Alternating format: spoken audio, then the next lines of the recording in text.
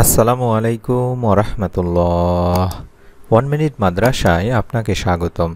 আজ আমি আলোচনা করব আল্লাহ রব্বুল আলামিন কসম করে বলেছেন, ওয়াদা করে বলেছেন, আজ এই আরাফার দিন কিংবা রাত আপনারা যে কোনো সময় যদি এই ছোট্ট দোয়াটি কষ্ট করে পড়তে পারেন, আল্লাহ রব্বুল আলামিন ইনশাআল্লাহ আপনার জীবনের অতীতের সমস্ত গুনাহ মাফ করে দেবেন।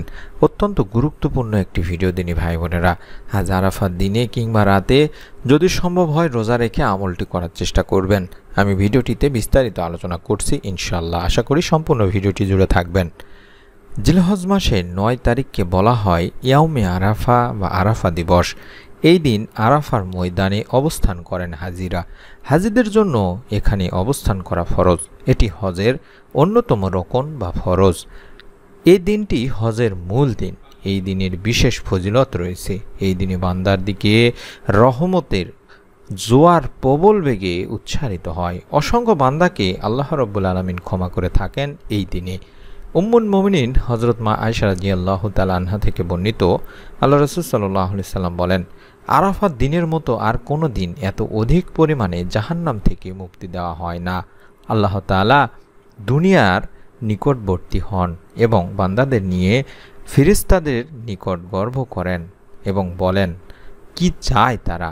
সহি মুসলিম শরীফের সহি একটি হাদিসে এমনটি বলা হয়েছে। এছাড়াও জাবের রাদিয়াল্লাহু তাআলা আনহু থেকে বর্ণিত আরেক হাদিসে বলা হয়েছে, আল্লাহ তাআলা নিকটতম আসমানে আসেন এবং পৃথিবীবাসীকে নিয়ে আসমানের অধিবাসী অর্থাৎ ফেরেশতাদের সাথে গর্ব করেন, বলেন, দেখো তোমরা আমার বান্দারা উস্কো খুস্কো চুলে ধুলোয় মলিন বদনে রোদে পুড়ে দূর দূরান্ত থেকে এখানে সমবেত হয়েছে। তারা আমার রহমতের প্রত্যাশী, অথচ তারা আমার আযাব দেখেনি। ফলে আরাফাত দিনের মতো আর কোনো দিন এত অধিক পরিমাণে জাহান্নাম থেকে মুক্তি দেওয়া হয় না। সহিহ ইবনে হিব্বানের একটি হাদিসে ওই কথাই বলা হয়েছে। এই দিন রাসূলুল্লাহ সাল্লাল্লাহু আলাইহি ওয়াসাল্লামের প্রতি আমরা বেশি বেশি দরুদ ও ইস্তেগফার পাঠপূর্বক ছোট্ট একটি দোয়া পড়ব, যে দোয়া পাঠ করলে আল্লাহ রব্বুল আলামিন আমাদের জীবনের সমস্ত গুনাহ ইনশাআল্লাহ মাফ করে দেবেন। আরাফাত দিনের মর্যাদা সম্পর্কে অনেক হাদিস রয়েছে দিনী ভাই বোনেরা। আল্লাহ রাসূল সাল্লাল্লাহু আলাইহি ওয়াসাল্লাম ইবনু আব্বাস রাদিয়াল্লাহু তাআলা আনহুকে বলেন, হে আমার চাচতো ভাই, এই দিনে যে ব্যক্তি নিজ কান ও চোখের নিয়ন্ত্রণ করবে তাকে ক্ষমা করা হবে। সুবহানাল্লাহ, সুবহানাল্লাহ।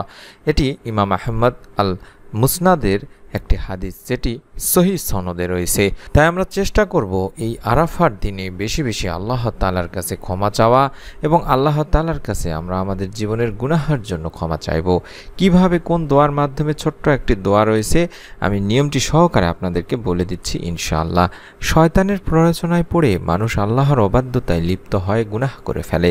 কিন্তু গুনাহ হয়ে গেলে একজন মুসলমান হিসেবে আমাদের প্রথম কাজই হলো তওবা করা। আর তওবা মানে গুনাহ থেকে প্রত্যাবর্তন করা, আল্লাহ তাআলার কাছে ফিরে আসা। পাপী বান্দাদের আল্লাহ তাআলা আশার বাণী শুনিয়েছেন। বর্ণিত হয়েছে, হে আমার বান্দারা, যারা নিজেদের উপর জুলুম করেছো, তোমরা আল্লাহর রহমত থেকে নিরাশ হইও না।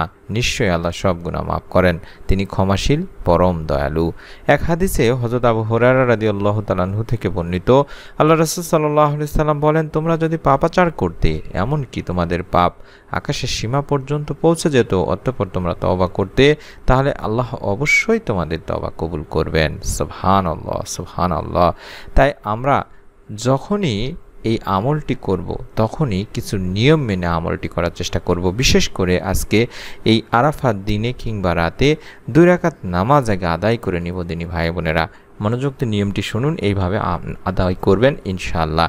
প্রথমে 2 রাকাত সালাত আদায় করে নেবেন, তারপরে আপনারা কয়েকবার দরুদ ইস্তেগফার পাঠ করবেন। তারপরে যে দোয়াটি দেখাচ্ছি, এই দোয়াটি মাত্র 3 বার অন্তত কম করে হলেও পড়বেন। রব্বি ইন্নী যালামতু নাফসি ফাগফিরলি, রব্বি ইন্নী যালামতু নাফসি ফাগফিরলি, রব্বি ইন্নী যালামতু নাফসি ফাগফিরলি। এভাবে এই দোয়াটি 3 বার পাঠ করবেন। এই দোয়াতে আমরা বলছি, হে আমার রব, নিশ্চয়ই অবশ্যই আমি আমার নফসের প্রতি জুলুম করে ফেলেছি, সুতরাং আপনি আমাকে ক্ষমা করে দিন। এই দোয়ার মাধ্যমে আল্লাহ রাব্বুল আলামিনের কাছে দোয়া করলে আল্লাহ তাআলা তার দোয়া কবুল করেন, তার গুনাহ মাফ করেই থাকেন। যদি সম্ভব হয় রোজা রেখে আমরা আমলটি করার চেষ্টা করব। যে নিয়মে বললাম, সুন্দর করে ওযু করে 2 রাকাত সালাত আদায় করার পরে কয়েকবার দরুদ ও ইস্তেগফার পাঠ করার পরে দোয়াটি আমি আবারও দেখাচ্ছি। এই দোয়াটি কম করে হলেও 3 বার পাঠ করবেন। তারপরে 2 হাত তুলে আল্লাহ তাআলার কাছে দোয়া করবেন। আপনি আপনার মনের যত নেক চাওয়া পাওয়াগুলো আছে সেগুলো তুলে ধরবেন এবং গুনাহের জন্য আল্লাহ তাআলার কাছে মাপ চাইবেন। আল্লাহ রাব্বুল আলামিন এই আরাফার দিনে অসংখ্য মানুষকে মাফ করে থাকেন তিনি ভাই বোনেরা, যেটি আমরা হাদিস থেকে জানতে পারলাম যে এই দিনে আল্লাহ তাআলা রাসূল সাল্লাল্লাহু আলাইহি ওয়াসাল্লাম বলেন, অন্যান্য দিনের তুলনায় আরাফার দিনে আল্লাহ তাআলা তার বান্দাদের সবচেয়ে বেশি পরিমাণে জাহান্নাম থেকে মুক্তি দিয়ে থাকেন। এটি ইমাম মুসলিম অর্থাৎ সহিহ মুসলিম শরীফের একটি হাদিস। শয়তানের জন্য তাই এই দিনটি বিষাদময়। সে এই দিনে নিজেকে তুচ্ছ ও অপদস্থ মনে করে এবং রাগান্বিত অবস্থায় থাকে, কারণ এই দিনে আল্লাহ তাআলা রহমত বর্ষণ করেন এবং বড় বড় গুনাহ মাফ করে দেন। সুবহানাল্লাহ। আমরা এই দিনটিকে কাজে লাগানোর চেষ্টা করব। প্রত্যেকে নিয়ত করে ফেলুন অন্তত ভিডিওটিতে একটি করে লাইক দেওয়ার মাধ্যমে। এরকম নতুন আমলের ভিডিওগুলো আমরা প্রতিদিন দেওয়ার চেষ্টা করছি যাতে করে আপনার মোবাইলে পৌঁছে যায়। তার জন্য অবশ্যই চ্যানেলটি সাবস্ক্রাইব করুন এবং বেল বাটনটি অন করে রেখে দিন।